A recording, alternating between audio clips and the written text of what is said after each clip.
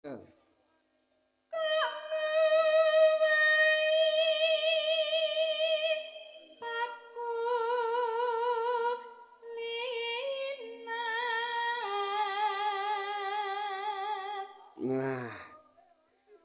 lek sing nglakokne murite dhewe ya genah mat iki. Kecekel. Ngenong ora kaya wingi uni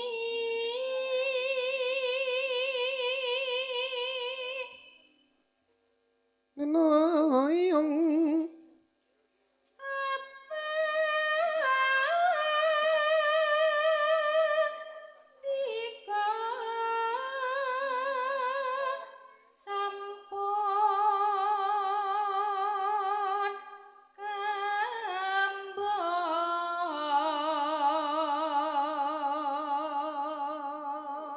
lelo-lelong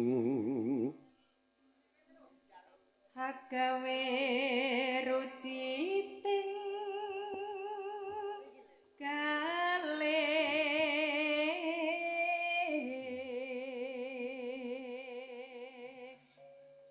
sampean belajar kene Mbah Baki pirang tahun dhewe pisan?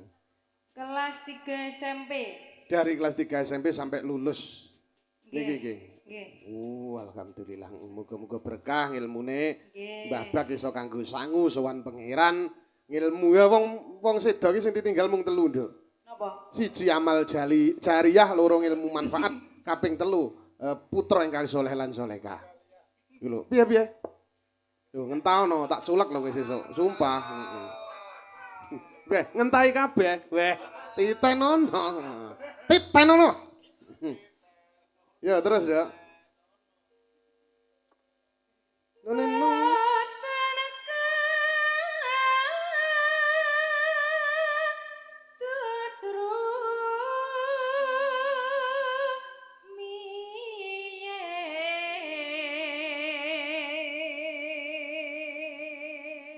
Lelo-lelong. Hatiku ginawe rangu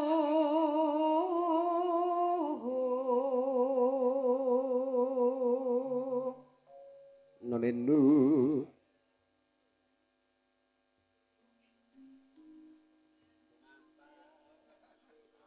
suwit manuk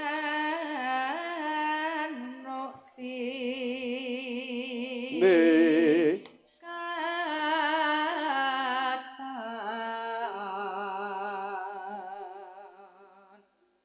Nonenung.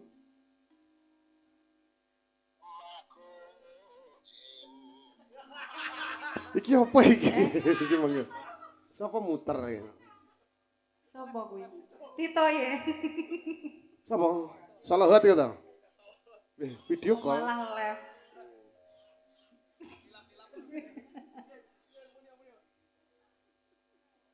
Heeh.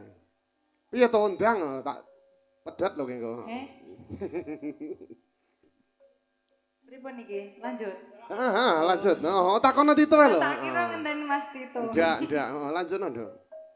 Terowongan. Kok guyu aku? Kok bayangne Tito kok. Nenone udan krimis.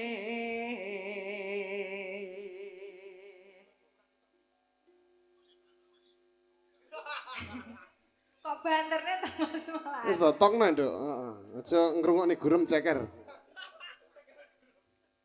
Dadi rangu udan Sik dipasne, heeh. Mles, heeh. Dipasne neh lek sajake cepotne dipasne neh ndak apa-apa. Yus kulino, heeh. Lek cepotne dipenerne neh, heeh. Penting ra cepet-cepet ya. Nenone nong dadi rangu udan tangis Neno. kaya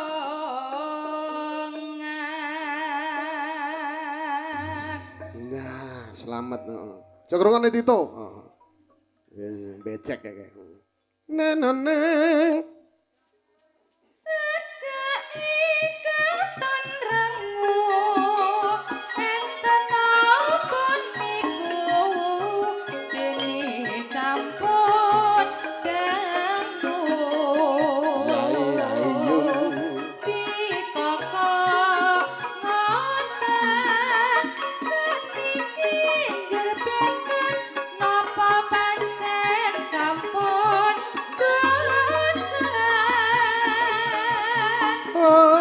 maka prasetyaku nadyan kikir malih waktu boten badhe lintu nanging kok ngene ketulung gurine apa yo dede jodone